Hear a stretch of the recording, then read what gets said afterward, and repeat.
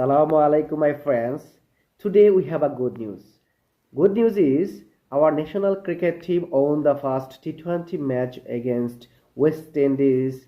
So we are very happy. I didn't see this match. After getting up, I look for this result.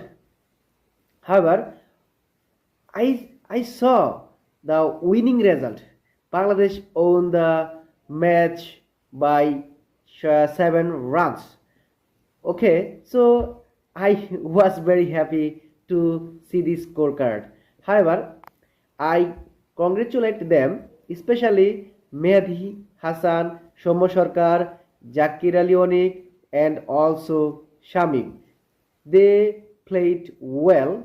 So we think our next match will win, inshallah, and also we will win the series. You know, our last one day series we lost against them, so it's not easy. I think it's a teamwork thing. Our team will play together, then our result will come out, inshallah. So I pray for our team so that they can win the next match and also they can win the series. Assalamu alaikum.